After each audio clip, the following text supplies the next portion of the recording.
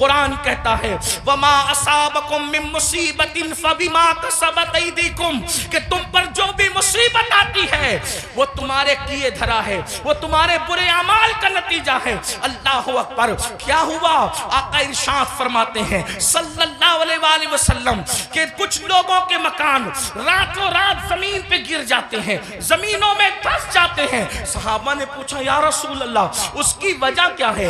आका फरमाते दो गुना जब घरों के अंदर किए जाते हैं, दो गुना जब इमारतों के अंदर किए जाते हैं तो घरों को जमीन में धंसा दिया जाता है, घरों को जमीन बोझ कर दिया जाता है। पूछा या रसूल अल्लाह वो क्या है? फरमाया एक मौसीकी है, म्यूजिक है। जिस घर में म्यूजिक बजता है और जिस घर में शराब पी जाती है, रातों रात उन घरों को जमीन में धंसा दिया जाता है। अब आप मुझे बताओ, कानों में ईयरफोन लगाकर रातों के 3-3, 4-4 बजे तक म्यूजिक सुनने वालों, क्या तुम्हें अपने घरों से प्यार नहीं है? तुम्हें अपने घरों से मोहब्बत नहीं है? तुम्हें अपने घरों से उल्फत नहीं है? और फिर अल्लाह के हबीब अलैहिस्सलाम फरमाते हैं जिसने दुनिया में शराब का एक घूंट पिया और तौबा नहीं की, जब वो मरेगा तो मरने वक्त तो उसकी जबान पे कलमा जारी नहीं होगा, वो कलमे से महरूम रहेगा। और यहाँ तक के हजरत मालिकुद्दीनार फरमाते हैं मैंने कई नशा करने वालों को कुफ्र पर मरते देखा है। अल्लाह अकबर। हजरत उमर इब्न अब्दुल अजीज कहते हैं मैंने कई नशा करने वालों को कुफ्र पर काफिर होकर मरते देखा है। अल्लाह के बंदो जरा गौर तो करो। फिर तीसरी चीज लेते हैं नमाज के हवाले से। 95% लोग नमाज नहीं पढ़ते हमारे माशरे का, और लोग आसानी से कह देते हैं मौलाना हमें टाइम नहीं मिलता। बल्कि आशूर के शब में भी जिसमें जुमेरात ही को जंग हो रही थी करबला की, अक्सर मौर्रिखीन कहते हैं जुमरात को ही जो है वो जंग का आगाज कर दिया था। इमाम पाक ने पूछा गाजी अब्बास से अब्बास क्या कर रहे हैं ये लोग? कहा वो तो जंग शुरू करने की बात करते हैं। कहा उनसे कह दो कि हमें नमाज बहुत पसंद है, हमें तिलावत बहुत पसंद है, हमें गिरिया अल्लाह के लिए करना बहुत पसंद है, जिक्र अस्कार बहुत पसंद है। वो जंग तो होनी है लेकिन एक रात की वो हमें मोहलत दे दे ताकि आने वाली रात शबे आशूर है उसमें हम अल्लाह की इबादत करें, गिरिया वजारी करें। आपसे पूछता हूं इमाम तो मोहलत ले रहे हैं इबादत के लिए और अल्लाह रब्बुल इज्जत ने हमें पूरी जिंदगी दी है, इबादत की तरफ नहीं आते। कितनी सादगी से इंसान कहता है मौलाना टाइम नहीं मिलता। मुझे बताओ हमसे बढ़ करके मकर कौन कर रहा है? हम कहते हैं टाइम नहीं मिलता। अगर तिलावत के लिए टाइम नहीं है तो घंटों घंटों व्हाट्सएप पर वक्त के लिए कैसे टाइम मिलता है? अगर अल्लाह की इबादत के लिए टाइम नहीं है तो फेसबुक पर यूट्यूब पर घंटों गुजारने के लिए टाइम कैसे मिलता है? दोस्तों के साथ गपशप करने के लिए टाइम कैसे मिलता है? याद रखिए अल्लाह के बंदो, कब तक अय्याशियां करते रहोगे? कब तक जराइम करते रहोगे? कब तक खुदा के गजब को चैलेंज करते रहोगे? कब तक अल्लाह के अजाब को दावत देते रहोगे? कब तक खुदा के अजाब से गफलत बरतते रहोगे? याद रखना अल्लाह ने किसी को बहुत लंबी उम्र हमेशा के लिए नहीं दी है। आखिर मौत है मौत, आखिर मौत है मौत। जब उसने महबूबों को मौत दी है तो फिर मरदूदों का क्या हाल होगा? जब उसने मुकर्रबीन को मौत का मजा चखाया है तो दूर रहने वालों का क्या हाल होगा? याद रखना जिस दिन रूह का रिश्ता जिस्म से टूट जाएगा उस दिन सिवाय पछतावे के कुछ हाथ नहीं आएगा। अल्लाह अल्लाह जब लोगों के दरमियान बैठते हो तो वलियों की तरह बातें करते हो और जब तन्हाइयों में होते हो तो शैतान का नंगा नाच बन जाते हो। ये मुनाफिकत नहीं है तो और क्या है? जबान कुछ और कहे और किरदार कुछ और कहे।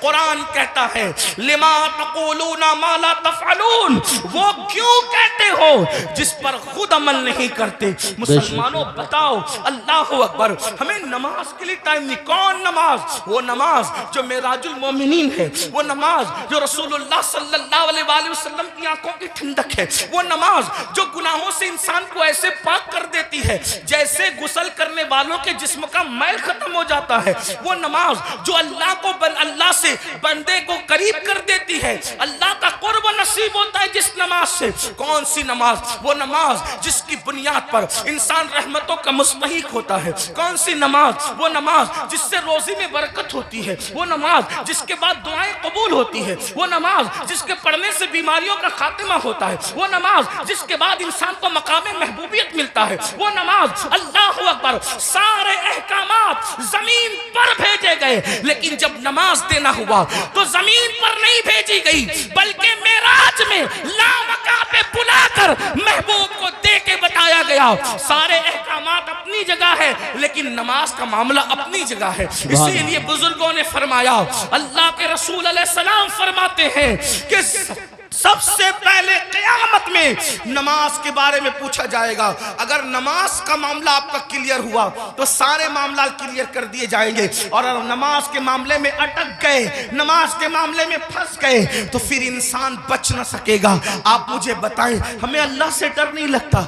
जिस क़यामत के दिन के बारे में काबे अहबार कहते हैं, अगर 70 अंबिया के बराबर भी कोई अमाल व फर्ज महाल लेकर के पहुंचे तो भी वो अपने अमाल को हकीर जानेगा, हकीर। आपसे पूछता हूं, क्यों वक्त नहीं निकालते? अब आइए आपसे पूछूं, इमाम तो सजदे की, इमाम तो अल्लाह अकबर शहादत के वक्त भी सजदा करते हैं। कितना दर्दनाक वक्त होगा, अल्लाह अल्लाह। जब इंसान का एक्सीडेंट होता है और वो मौत को करीब देखता है तो इंसान अपनी जान की फिक्र करता है, मगर कुर्बान मेरे इमाम शहीद करबला ने जब आखिरी वक्त आया तो भी अपने सर को सजदे में रखा, और सर सजदे में रख करके बता दिया, औरों को जान से मोहब्बत है, लेकिन अली के बेटे को अपनी जान से ज्यादा सजदे से मोहब्बत है।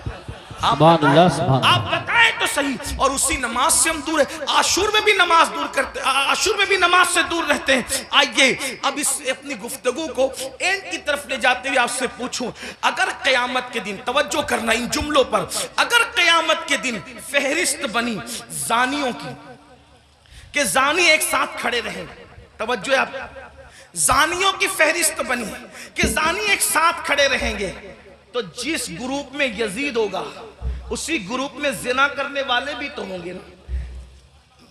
दुनिया के अंदर बड़ी बड़ी बातें हाकना आसान है। महशर आपकी मर्जी और मेरी मर्जी से नहीं होगा। महशर को महशर कहते इसलिए हैं कि वहां बड़े बड़े मुकर्रबीन भी नफ्सी नफ्सी कहेंगे। अल्लाह। थोड़ा किसी के दिल की फरियाद दिल के कानों से सुनो, मेरी कौम के जवानों, जहन्नम का ईंधन बनने नहीं आए हो। मेरी कौम के जवानों, अल्लाह को नाराज करने नहीं आए हो। इमाम आली मकाम से जान से ज्यादा मोहब्बत करने वाले मेरे सुन्नियों, आपसे पूछता हूं, थोड़ा गौर करना, ईमान वाले दिल पे हाथ रखकर सोचना। जानियों की फहरिस्त बनेगी कि सारे जानी एक साथ खड़े रहे, तो बताओ जहां यजीद होगा वहां जानी लोग होंगे कि नहीं होंगे?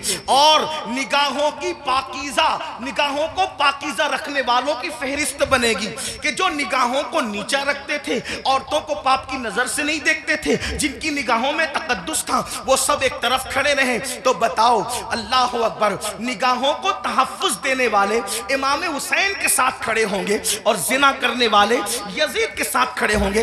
अगर क़यामत में ऐसा हो गया, अगर हो गया कि बेनमाजी एक साथ रहे और नमाजों की पाबंदी करने वाले एक साथ खड़े रहे, तो बताओ यजीद के साथ खड़े होंगे कि नहीं होंगे बेनमाजी? और जो नमाजों को तहफ्फुज देते थे वो उस शहीद के साथ खड़े होंगे कि नहीं होंगे, जिसने सर को सजदे में कुर्बान किया है, सर सजदे में कुर्बान किया है।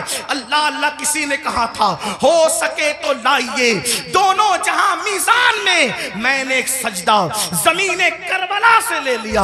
अल्लाह अकबर। बताओ मुसलमानों, तो पता चला ये नजरियात की जंग है, ये नजरियात की जंग है। आपसे पूछूं, जंग में जब इंसान जाता है, जंग में जब इंसान जाता है, फौज लेकर जाता है, बहन लेकर नहीं जाता। जंग में इंसान जाता है, फौज लेकर जाता है, बीबियां लेकर नहीं जाता। जंग में इंसान जाता है, अल्लाह अकबर, फौज लेकर जाता है, सौतेले भाई लेकर नहीं जाता। जंग में इंसान जाता है, 6 महीने का बच्चा लेकर नहीं जाता। इमाम, आप जंग में भी जा रहे हैं, और कुछ लोग तो ये कहते हैं कि चलो इत्तेफाकी हादसा हो गया है। इत्तेफाकी हादसा आपके मौर्रिखीन के लोगों के लिए कहने को है, वरना रसूलुल्लाह के घर का बच्चा बच्चा जानता था। आका ने इतनी तफसील से करबला बयान की थी। इब्ने अब्बास कहते हैं कि नबी के घर के बच्चे बच्चे को पता कि हुसैन मैदान करबला में खड़े जो वो शहीद होंगे जंगे सिफ़ीन के मौके पर। मौलाए कायनात जब करबला के करीब से गुजरे तो रोए, फरमाया यहाँ हुसैन के ऊंट बैठेंगे, यहाँ उनके कजावे रखे जाएंगे। यानी कितनी तफसील मालूम थी खानदान रसूल को कि ऊंट कहाँ बैठेंगे वो भी पता है, खैमे कहाँ लगेंगे वो भी पता है, कजावे कहाँ रखे जाएंगे वो भी पता है। आप कहते हैं हादसा हो गया, लेकिन ये हकायक है, सच्चाई है। इमाम आप जंग के लिए जा रहे हैं, लेकिन बीबियां ले जा रहे हैं, जंग के लिए जा रहे हैं, बहनें ले जा रहे हैं, जंग के लिए जा रहे हैं, बेटियां ले जा रहे हैं, जंग के लिए जा रहे हैं, बच्चे ले जा रहे हैं, जंग के लिए जा रहे हैं, सौतेले भाई ले जा रहे हैं। ऐसा क्यों?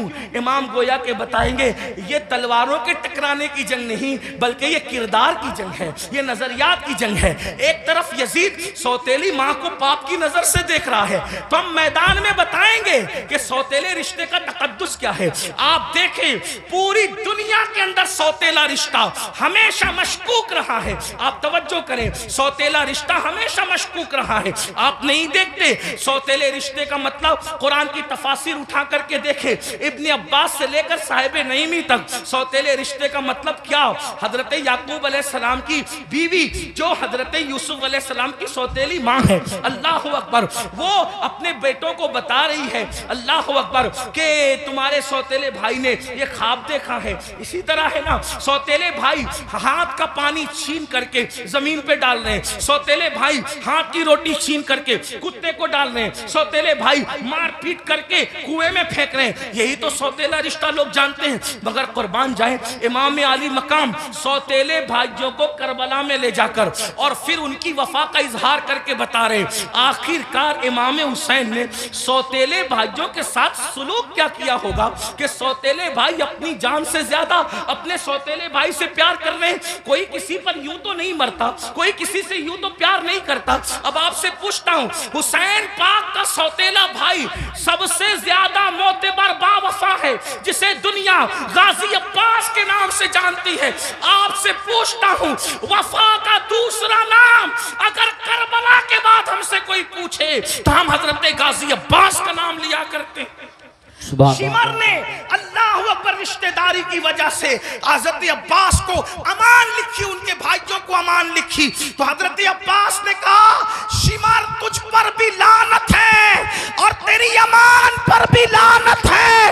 वल्लाह तूने नबी के शहजादे को अमान नहीं दी, उनको काटना चाहता है, हमें बचाना चाहता है। हुसैन के बाद जिंदा रहने को हम पसंद ही नहीं करते। ये एक सौतेले भाई का जज्बा। अब आपसे पूछता हूं, अगर आप करबलाई है, अगर आप हुसैनी है, तो इस मजमे में अपने दिल में सोचो आपके सगे भाई के साथ आपका सलूक क्या है। करबला सिर्फ काले कपड़ों का नाम तो नहीं है ना पहनने का, करबला सीना पीटने का नाम नहीं। हमारे दरमियान करबला उसवाए मुस्तफा की तफसीर का नाम है। हमारे नजदीक करबला बद्र और ओहद के मकसद की तकमील का नाम है। आप समझते क्या है करबला को, लेकिन हमारे अंदर करबला कहाँ है। हमने रस्मी और इसमी करबला को तो देखा, हमने हकीकत करबला को नहीं देखा। बताओ आप और हमारा जज्बा भाई के बारे में क्या है। यही ना, उसका खेत हड़प कर लिया, उसका हिस्सा हजम कर लिया, उस पर केस कर दिया, उसके खिलाफ खड़े हो गए। उसकी बेटी को अच्छे रिश्ते आते तो आपको पसंद नहीं आता, आपको हजम नहीं होता। बताएं तो सही, उसके घर में बेटे ही बेटे पैदा हों तो आपको तकलीफ होती है। ये आपका मामला सगे भाई के लिए, और वहां सौतेले भाई के साथ अंदाज क्या है सरकार गाजी अब्बास के साथ देखें। फिर उसके बाद इमाम अपनी बहन को करबला में लाए। जब इमाम किसी की कोई बात नहीं मानते, तवज्जो करना, जब इमाम किसी की कोई बात नहीं मानते तो सैयदा ज़ैनब खड़ी होकर कहती है भैया ये कर लो, भैया ये कर लो। बहन की कोई बात नहीं टलती। गोया कि हुसैन बता रहे वहां बहन का कोई तकद्दुस नहीं है, और यहाँ बहन के तकद्दुस का आलम यह है कि बज़ाहिर अगर हजरत इमाम के अपनी फिक्र के खिलाफ बहन बात कर रही है तो इमाम उसको ही मानते नजर आ रहे। किसने नहीं कहा था कि अली असगर को ले जाएं, और यजीदियों से कह के पानी पिला दे। इमाम ने सबको मना किया, लेकिन जब बहन आई और बहन ने कहा मेरे लिए चले जाएं, मैं कह रही हूँ आप चले जाएं, तो मुअर्रिखीन लिख रहे हैं बहन की बात मानकर इमाम यजीदियों की तरफ जाते हुए नजर आते हैं। हालांकि ये इमाम पाक रज़ी अल्लाह तबारक व तआला की शान है कि यजीदियों के हाथों से उनके शहजादा वाला तबार ने पानी नोश नहीं फरमाया, वो तो शहीद हो गए। लेकिन आपसे पूछता हूँ बहन के बारे में इमाम आली मकाम का हाल ये, बीबियों की मौजूदगी में क़यादत का झंडा खानदान नबूवत का किसी के हाथ में देते हैं, बेटियों की और बीबियों की मौजूदगी में उसको बहन कहते हैं। बताओ इमाम तो बहन से इतना प्यार करते हैं, हमारा और आपका बहनों के साथ क्या ताल्लुक है? हमारा और आपका बहनों के साथ क्या रिश्ता है? आप बताएं मुझे। अगर बहन घर आ जाए 4 बच्चों को लेकर तो भाई और भाभी बात करते हैं, खिलाएंगे कहां से? हैरत की बात यह है, जिस कौम की सोच फिक्रे हुसैन से इस कदर गिर जाए, फिर क्या उस कौम के लिए ये ना कहा जाए कि वो नाम के लिए तो हुसैनी बनी है, लेकिन अफकार के एतबार से वो कहीं ना कहीं यजीदियत का शिकार है। मेरे आका सल्लल्लाहु अलैहि वसल्लम के दीवानों, जानते हैं बहन का मकाम क्या है, बहन का मर्तबा क्या है? और ये अल्लाह के रसूल अलैहिस्सलाम से सीखा। आका अलैहिस्सलाम की कोई हकीकी बहन न थी, लेकिन जब जंगे हुनैन के मौके पर अल्लाह अकबर, हुनैन के अंदर वाफर मिकदार में, कसीर मिकदार में चाहे वो गनीमत का माल आया, तो उस वक्त तो एक खातून आई और आने के बाद कहा, ए मोहम्मद मैं आपकी बहन हूं, मैं आपकी बहन हूं। हुजूर अलैहिस्सलाम को उस बहन से जुदा हुए तकरीबन कमोबेश आधी सदी बीत चुकी थी।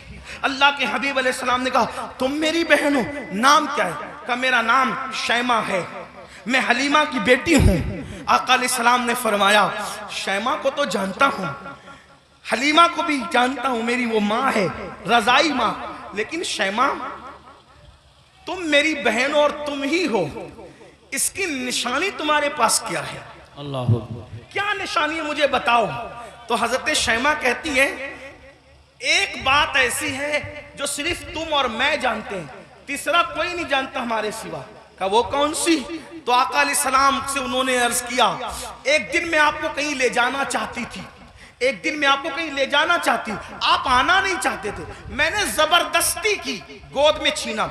आपने अक्सर ये मंजर देखा होगा घरों में कि बड़ी बहनें भाई को गोद में ले जाना चाहती है, वो नहीं आना चाहता, तो क्या होता है वो जबरदस्ती खींचती है, तानती है, ऐसा करती है।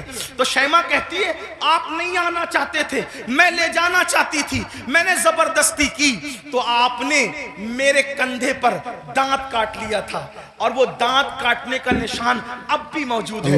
हुजूर अलैहिस्सलाम ने ये सुना तो इतना हंसे अपनी शान के मुताबिक कि हुजूर अलैहिस्सलाम की दाढ़ें नजर आई, और फिर जब ये साबित हो गया कि शैमा यही है, तो आका ने फरमाया ऐ मेरे सहाबा, शैमा के ससुराल की बकरियां, भेड़े, ऊंट, घोड़े जितने गनीमत में आए हैं, चूंकि ये मेरी बहन है, मैं इसको वापस करता हूं, तुम लोग भी वापस करो। सुभान अल्लाह, नारे तकबीर। फरमाए बहन का ये इकराम है, हालांकि वो हकीकी बहन नहीं है, वो हकीकी बहन नहीं, रज़ाई बहन है। इकराम देखो, एहतराम देखो, हमारे पास बहन का क्या एहतराम है। अगर बहन जवान हो गई, उसको रिश्ते नहीं आ रहे हैं, तो भाई बोझ समझता है, बोझ समझता है, और जब भाई बोझ समझता है तो वो देखती है कि भाई का मुंह अच्छा नहीं, बाप बोझ समझ रहे, बाप का मुंह अच्छा नहीं, माँ बोझ समझ रही, बाप का मुंह, माँ का मुंह अच्छा नहीं, तो फिर एक बेटी ये फैसला करती है जिस घर में न भाई अपना हो, न बहनें अपनी हो, न माँ अपनी हो, न बाप अपना हो, सब तो मुंह उतार करके मुझे बोझ समझते हैं, तो फिर वो मजबूरन ये फैसला करती है कि फिर बाहर जहां से प्यार मिल रहा है, प्यार अगरचे धोखे की तौर पे मिल रहा है, अल्लाह अकबर, फिर क्यों ना उसी का हाथ पकड़ लिया जाए। याद रखना मुसलमानों, आज हमारे मिंबरों से ये बात हो रही है कि हमारी बेटियां भाग रही हैं, भाग रही हैं, भाग रही हैं, मुफक्किरीन यूट्यूब चैनलों पर भी कह रहे हैं। पहली बात तो मैं 2 बात करना चाहता हूं। नंबर 1, मिंबरों से इस बात बात को बहुत मुबालगे के तौर पे बयान न किया जाए, ये मेरी गुजारिश है। वरना कल मुस्तकबिल में, अल्लाह अकबर, मुस्तकबिल में कल लोग इन्हीं तकरीरों को बुनियाद बनाकर, इन्हीं अखबारात के आर्टिकलों को बताकर हमारे बच्चों को ताना देंगे कि तुम्हारी बेटियां तो भगोड़ी थी, भगोड़ी। कौन की बेटियां भगोड़ी थी? कोई कहता है 30 लाख चली गई, कोई कहता है 40 लाख चली गई, कोई कहता है 50 लाख चली गई। मैंने कहा हजरत जी सबूत तो बताएं, इतनी चली गई कहां गई, जरा ये तो बताएं। वो कहा मीडिया में आया है। मैंने कहा ओ नादानो, थोड़ा तो जरा शऊर करो, हर बात तो बोलने की नहीं रहती। अगर मीडिया कह दे कि चांद हो गया, चांद आ गया, तो क्या उसकी बात मानोगे? का नहीं मानेंगे। हमने कहा जिस मीडिया के कहने पे चांद का आना नहीं मानते, उस मीडिया के कहने पे बेटियों का भाग जाना कैसे मान लेते हो? वल्लाह आज भी मुसलमानों की बेटियों में इतनी गैरत है कि किसी और की मां में उतनी गैरत नहीं है। लेकिन कहीं कुछ गई है, कहीं कुछ गई, मैं जान तो इनकार नहीं कर रहा हूं, कहीं कुछ गई है। लेकिन कौन गई है? वो गई है खदीजतुल कुबरा का किरदार जिसने नहीं सीखा। कौन गई है? आयशा सिद्दीका का किरदार जिसने नहीं सीखा। कौन गई है? सैयदा फातिमा ज़हरा का किरदार जिसने नहीं सीखा। कौन गई है? सैयदा ज़ैनब का किरदार जिसने नहीं सीखा। वो चंद गई है। लेकिन याद रखना, हम इतना मुबालगा न करें, इसलिए कि बातें बातें होती है, हकीकतें हकीकतें होती है। अल्लाह अकबर। अपनी बातों को दिलचस्प बनाने के लिए पूरी कौम की आबरू का हम सौदा न करें, थोड़ा सा हमें ख्याल करना होगा। और एक बात कहता हूं, लेकिन चले चंद गई तो गई, एक बात कहता हूं, बहुत पूरे यकीन से कहता हूं, उलमा मौजूद हैं, मेरे मखदूम भी मौजूद हैं, सादात किराम भी मौजूद हैं। अल्लाह अकबर। जब तक मुसलमान बेटी को जन्नत समझता था, उस वक्त तक हमारी बेटियां घर से कभी नहीं भागी थी। जब से मुसलमान ने बेटी को बोझ समझा है, अब हमारी बेटियां घरों से जा रही है। अगर जा रही है चंद तो बोझ समझा इसलिए जा रही। बेटियों को बोझ न समझो, बेटियां बोझ नहीं है, जन्नत है। बेटियां बोझ नहीं है, जन्नत है। बहनें बोझ नहीं है, जन्नत है। इसलिए उनकी खिदमत करो। क्या लोगों को यह नहीं पता? अल्लाह के सच्चे रसूल सादिक व मसदूक ने फरमाया, बेटी की परवरिश करने वाला और मैं मोहम्मद जन्नत में इतने करीब होंगे जैसे ये 2 उंगलियां करीब है। आपसे पूछता, ये लोग कहते हैं हजरत ऐसा तावीज दी हमेशा बरकत रहे। मैंने कहा बेटी उस तावीज का नाम है, क़यामत तक बरकत रहे। वो कैसे? का हदीस पाक में आता है, जिस घर में बेटी पैदा होती है उस घर में फरिश्ते आते हैं और उसको चारों तरफ से घेर कर कहते हैं, ऐ कमजोर जान से पैदा होने वाली कमजोर जान, जिसके घर में तू पैदा हुई, हम क़यामत तक अल्लाह के हुक्म से उसकी मदद करते रहे। अब बेटी पैदा हो तो मदद यूं उतर रही है और हमने बेटियों को बहुत समझ लिया। तो इमाम करबला में देखो बेटी से प्यार कितना कर रहे हैं। हजरत सैयदा सुकैना, जिन्हें सकीना भी कहते हैं। अब मैं जो है वो तलफ़ुज़ात के जो है वो भूल भुलैया में आपको घुमाना नहीं चाहता, जो लोग कहते हैं वही कहकर आगे बढ़ना चाहता हूँ। लेकिन बहरहाल हजरत सैयदा सकीना को सीने पे सुला रहे कि नहीं सुला रहे? एक बेटी का मर्तबा। करबला के खैमे में इमाम अपनी बेटी को सीने पे रख रहे हैं। आप अंदाजा तो फरमाए, चचा भतीजी के कहने पर फुरात तक जा रहा है, ये सब क्या है? भाई अपनी बहन के कहने पर, इमाम अली अकबर रज़ी अल्लाह तबारक व तआला अपनी बहन के कहने पर वो सब कुछ करते नजर आ रहे हैं, जिसको देख करके इंसान हैरत व इस्तिजाब में डूब जाता है। करबला ये भाइयों, करबला अब इख्तिताम पे सुन ले जरा सा। करबला रिश्तों की वफा का नाम, करबला रिश्तों को ताज़ीम देने का नाम, करबला मोहब्बतों का नाम, करबला एहतराम का नाम, करबला ताज़ीम का नाम, करबला कुरान के तहफ़्फ़ुज़ का नाम, करबला अकीदे की हिफाजत का नाम, और करबला हदीस के सही मफ़हूम को अमली तफसीर में पेश करने का नाम, करबला कुरान मुक़द्दस के सांचे में ढल जाने का नाम, करबला शराब से नफरत का नाम, करबला ज़िना से नफरत का नाम, करबला जुए से नफरत का नाम, करबला बांसुरी म्यूजिक और मौसीकी के मुकम्मल खातिमे की जोदे मुसलसल का नाम, करबला सजदों के लिए इंसान क्या क्या कुर्बानी दे सकता है इस पैगाम में खामोश का नाम करबला है। अब आपसे पूछता हूँ, हमने करबला से सीखा क्या? वही गुनाह में मुब्तला, वही जराइम में मुब्तला, वही बलाओं में मुब्तला। एक बात ये भी कह दूं इख्तिताम पर, खास तौर पर आखिर में बात करते करते, मुसलमानों एक बात आपसे कह दूं, करबला तो सहाबे किराम की कुर्बानियों के तहफ्फुज का नाम था, लेकिन आज जब करबला का जिक्र होता है तो उन्हीं सहाबा को निशाना बनाया जाता है, उन्हीं सहाबा पे तबर्रा किया जाता है, उन्हीं सहाबा को माज़अल्लाह ये इसलिए करार दिया जाता है कि उन्होंने तो अहले बैत का हक कसब किया।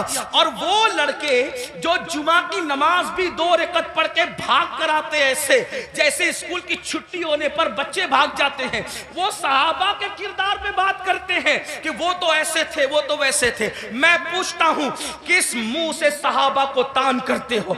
किस मुंह से सहाबा की अजमत पर उंगली उठाते हो? 2 रकअत पढ़ने की औकात नहीं है सही से, और उनके लिए उंगली उठा रहे हो जिन्होंने दीन के लिए अपना माल कुर्बान किया।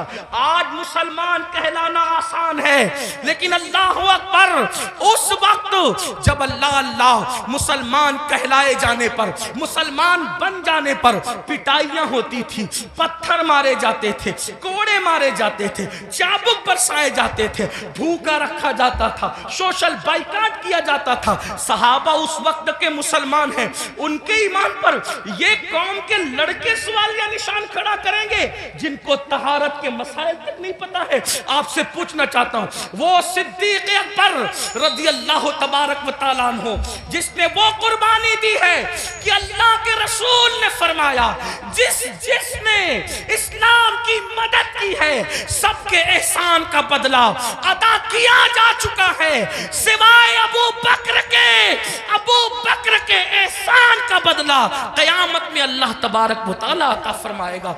ऐसे लोगों को गासिब कहा जाता है, ऐसे लोगों को हक तलफ किसका? अहले बैत का। मुझे बताओ मुसलमानों, जरा गौर करो, उस फारूक आजम के बारे में कहा जाता है कि उन्होंने ये किया, ये किया, ये किया। आपसे पूछता हूं, फारूक आजम का किरदार पता है? फारूक आजम का किरदार मालूम है? फारूक आजम के किरदार के बारे में इल्म है? अल्लाह अकबर, आपको वो सफर याद होगा, आप वो सफर जानते होंगे। अल्लाह अकबर कि फारूक आजम मदीने मुनव्वरा से चलते, फारूक आजम मदीने मुनव्वरा से चलते और मदीने से चलते हुए बैतुल मुकद्दस जाते हैं। एक ही ऊँटनी है, अपने जवानों की खास तवज्जो, एक ही ऊँटनी है, गुलाम साथ में जा रहा है। फारूक आजम गुलाम से कहते, सवारी एक है इसलिए हम ये करेंगे, सवारी एक है ये करेंगे कि थोड़ी देर मैं बैठूंगा, थोड़ी देर आप बैठना, फिर मैं पैदल चलूंगा, फिर तुम बैठोगे, तुम चलोगे, मैं बैठूंगा। आपसे पूछता हूं, बैतुल मक़दिस तक गुलाम को इस तरह लेकर के गए कि नहीं लेके गए? आप बताएं, बोलने से पहले तोलो, किसी की भी बात सुन करके बका मत करो। जो फारूक आजम एक गुलाम की हक तलफी न करें, जो फारूक आजम एक गुलाम की हक तलफी न करें, वो फारूक आजम अपनी आकाज़ादी सैयदा फातिमतुज़ ज़हरा की हक तलफी कैसे कर सकते हैं? आप जानते हैं, कभी गौर तो किया होता, कभी सोचा तो होता, जिससे जो सुना वही बकना शुरू कर दिया। मेरे आका अलैहिस्सलाम फरमाते हैं, मेरे असहाब को बुरा मत कहो, मेरे सहाबा को बुरा मत कहो। और इसी करबला की बात करते हुए सहाबा पे तबर्रा किया जाए, मुसलमानों क्या मुंह लेकर के उठोगे? जानते हैं, शिफा शरीफ में काजी अयाज रहमतुल्लाहि ताला अलैह लिखते हैं कि एक शख्स मर रहा था, उसको मौत आ रही थी, मरते वक्त उसकी जबान पे कलेमा नहीं आ रहा था। अल्लाह अकबर, उसकी जबान पे कलेमा नहीं आ रहा था। उससे पूछा गया कि तू कलेमा क्यों नहीं पढ़ पा रहा है? उसने कहा कि मैं अबू बकर और उमर के गुस्ताखों के साथ बैठा करता था। वो गुस्ताख नहीं था, बल्कि गुस्ताखाने शेखैन के साथ बैठता था। अल्लाह अकबर, तो जो गुस्ताखाने शेखैन के साथ बैठे, सिर्फ बैठे, मरते वक्त उसकी जबान पे कलेमा नहीं आता, जो गुस्ताखी करे उसका क्या अंजाम होगा? ये दुनिया चंद दिन की है, ये दुनिया चंद लम्हे की है। बंदों की खुशी के लिए अल्लाह को नाराज न करो। वल्लाहु व रसूलुहु अहक्कु अन युर्दू, अल्लाह और उसका रसूल इस बात के ज्यादा हकदार तैयार हैं कि उनको राजी किया जाए। आज ये बहस चल रही है कि कौन कब ईमान लाया था, कौन कब ईमान लाया था। मैंने कहा किसी ने कभी भी ईमान लाया था, ईमान तो लाया था ना, हुजूर ने तो माफ किया था ना, हुजूर ने तो चादर में जगह दी थी ना। जिसको रसूलुल्लाह अमान दे दे, जिसको नबी अमान दे दे, उम्मती को हक क्या है उसको अमान से बाहर करने का। आपसे पूछना चाहता हूं, इसलिए मुसलमानों अपनी हैसियत में रहो। आला हजरत इमाम अहमद रजा मुहद्दिस बरेलवी फतावा रज़विया शरीफ में लिखते हैं, आलिम रब्बानी की तौहीन करने वाला कुफ्र तक जाता है। जब आलिम रब्बानी की तौहीन करने वाला कुफ्र तक जाता है, जो सहाबा की तौहीन करे, सहाबा को गालियां दे, याद रखना स्टेज पर कुछ भी कहो, कमरे की गुफ्तगू तो अल्लाह सुन रहा है, दिलों का हाल तो अल्लाह देख रहा है। इसलिए उनके लिए दिलों में कीना न रखो, उनके लिए दिलों में अदावत न रखो। मुसलमानों क्या बात है, अगर रसूलुल्लाह ऊंट के चमड़े की नालैन पहन ले तो हम उस नालैन को सर पे रखते हैं। आखिर ऊंट का चमड़ा ना देखा, क्या देखा? रसूलुल्लाह की निस्बत देखी। तो जब रसूलुल्लाह की निस्बत की वजह से ऊंट का चमड़ा सर पे रखा जाता है, तो रसूलुल्लाह की निस्बत की वजह से असहाबे मुस्तफा की ताज़ीम क्यों नहीं की जाती, उनका एहतराम क्यों नहीं किया जाता? लेकिन एक बात यह भी ख्याल रखना, एक तबका वो है कि अल्लाह अल्लाह जो सहाबा को हल्का जान रहा है, सहाबा की बेअदबी भी कर रहा है, कमरों में बैठ करके अपने मानने वालों को उनके खिलाफ कान भर रहा है। लेकिन दूसरा तबका वो भी नजर आ रहा है कि जब अहलुल बैत पर कोई गुफ्तगू होती है तो फिर उसका मुंह उतरता है कि ये अहले बैत की फजीलत पढ़ने वाला कोई राफजी तो नहीं हो गया। हम कहते हैं अल्लाह के बंदो, अहले बैत की फजीलत पढ़ना राफजियत नहीं है, बल्कि सहाबा की गुस्ताखी करने का नाम राफजियत है। वरना देखो, अल्लाह अकबर, हमारे जितने बुजुर्गान दीन है सब ने खुल खुल कर खिल खिल कर सहाबा की अजमत भी बयान की और अहले बैत की अजमत भी बयान की। आज अगर महफिल में नारे हैदरी लगे तो कुछ लोगों के चेहरे यूं उतरते हैं, हमने खुद मिंबर पे महसूस किया, उनके नाम नहीं जानते वो कौन लोग हैं। अल्लाह अकबर कि महफिल में अली का नारा लग रहा है, कहीं राफजियों की महफिल तो नहीं। मैंने कहा ये फिक्रे सहाबा नहीं है, फिक्रे अहले सुन्नत नहीं है। हमारी महफिलों में सहाबा के साथ अली ये मुर्तजा का नारा लगता था, लगता है और इंशाअल्लाह लगता रहेगा। बल्कि सहाबा ने तो मेयार करार दिया है ईमान का अली ये मुर्तजा को। फरमाया जब लोगों में बिदअतें फैलने लगी, फितने उठने लगे, तो महफिलों में लोग आते तो हम सोचते कौन अपना और पराया है। तो जब लोगों को छांटना चाहते, लोगों को तकसीम करना चाहते, अपने और पराये का फर्क क्या है, तो हम जिक्र अली करने लगते। अली का जिक्र सुनकर जिनके चेहरे खिल जाते समझ जाते ईमान वाला है, जिसका चेहरा उतर जाता समझ जाते कि मुनाफिक। नारे तकबीर, इसलिए नारे जिक्र रिसालत। अली करो मगर एहतराम सहाबा के साथ, जिक्र अहले बैत करो एहतराम सहाबा के साथ, सहाबा का जिक्र करो अहले बैत की ताज़ीम के साथ, क्योंकि ये दोनों रसूलुल्लाह से मंसूब है। बल्कि यूं कह ले हुजूर के इर्द गिर्द सितारे गर्दिश कर रहे, जो गर्दिश घर के अंदर कर रहे उनको अहले बैत कहते हैं और जो घर के बाहर कर रहे हैं उनको सहाबा कहते हैं। हुजूर की निस्बत का ख्याल करो। आइए अपनी बात को इख्तिताम तक पहुंचाते हुए ये बात अर्ज करूं, मुसलमानों हमने बातें बहुत की, बहुत बातें की, बहुत बातें की। हम सब जगह हैं, अमल के मैदान में नहीं, अमल से कोरे, जिंदगी गुनाहों में डूबी हुई है। याद रखना अल्लाह की बारगाह में हमें और आपको पहुंचना है, अल्लाह को मुंह दिखाना है, अल्लाह की बारगाह में खड़े होना है। आइए आज से पहले कुछ किया, जो किया सच्ची तौबा करें, अल्लाह की तरफ पलटे, अल्लाह की तरफ वापस आए। याद रखिए इंसान जहां जाकर जुर्म का एतराफ करे, जहां जाकर एतराफ जुर्म करने से इंसान की इज्जत घटती है, लेकिन एक मेरे अल्लाह का दर है, जहां आकर इंसान इकबाल जुर्म कर ले तो मेरा अल्लाह इज्जत घटाता नहीं बल्कि इज्जत को बढ़ा देता है। आओ तौबा करो। आज मुहर्रम शरीफ की पहली तारीख है। ये मुहर्रम शरीफ हुर्मत वाला महीना है, हुर्मत वाला, यानी जिन 4 महीनों की हुर्मत अल्लाह ने रोज़ अव्वल से मुकर्रर की है उसमें मुहर्रमुल हराम भी है।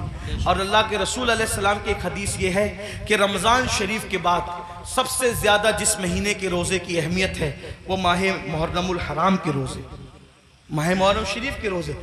इन दिनों को खुराफात बिदात में गुजारने की बजाय इबादत में गुजार। बेशक हो सके तो ये तय कर लो कि रोजाना मैंने नबी और आले नबी पर 1000 बार दुरूद शरीफ पढ़ना है। आप कहेंगे लोग कहते अरे बहुत टाइम लगेगा। कोई टाइम नहीं लगेगा। सल्लल्लाहु अलैहि व आलिहि वसल्लम, ये बहुत मुख्तसर दुरूद शरीफ, बहुत मुख्तसर दुरूद शरीफ है। अगर इस दुरूद शरीफ को आपने पढ़ा 1000 बार, सिर्फ 20 मिनट का टाइम लगेगा। 20 मिनट दुरूद शरीफ पढ़ो। उसके बाद जैसा कि आपने पहले भी सुना, सदका दो, खैरात दो।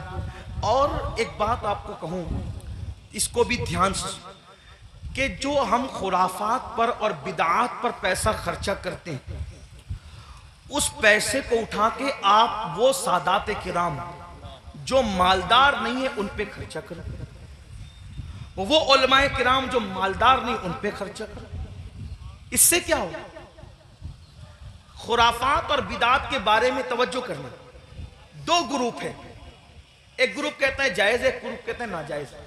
जो ग्रुप जायज कहता है वो भी सिर्फ जायज ही कहता है, ना फर्ज कहता है, ना वाजिब कहता है, ना सुन्नत कहता है, नहीं कहता ना। जो जायज साबित भी कर ले खुराफात को तो सिर्फ जायज ही कह सकेगा, फर्ज नहीं कह सकेगा, वाजिब नहीं कह सकेगा। लेकिन भाइयों, अपने मुसलमान भाई की मदद करना तो अल्लाह ने हम पे फर्ज किया है। बल्कि यहां तक फरमाया कि जब तक तुम अपने मुसलमान भाई की मदद करते रहोगे अल्लाह तुम्हारी मदद करेगा। और आपको बताऊं, खास तौर पे सादात की खिदमत, वो जो मालदार नहीं है, मुस्तहिक हैं, ये नहीं कहता गरीब है, मेरे अंदर इतनी हिम्मत नहीं कि मैं किसी सैयद को गरीब कहूं, लेकिन सादात जो मालदार नहीं है, मालदार अगर आप उनकी खिदमत करें तो होगा क्या? 2-3 बातें सुन ले, बात खत्म करते। हजरत सैयदना अब्दुल्ला इब्ने मुबारक रदी अल्लाह ताला हज को जा रहे थे, हज का इरादा था, और हज के इरादे में आपने ये तय किया कि मैंने हज को जाना है। पूरी तैयारी हो गई, इरादा बन गया हज को जाना। अब्दुल्ला इब्ने मुबारक को पता चला कि मेरे पड़ोस में एक सैयद साहब रहते हैं और वो इस वक्त थोड़ा परेशान हाल है, हालात के सताए हुए और हालात के मारे हुए। तो उन्होंने सोचा कि पड़ोसी है, सैयद है, मैं उनके नाना के यहाँ जाऊं, मैं हज के लिए जाऊं और इनको भूखा प्यासा तड़पता बिलकता छोड़ के जाऊं। तो उन्होंने क्या किया, इस साल हज नहीं करेंगे, इंशाअल्लाह आइंदा फिर कभी देखेंगे।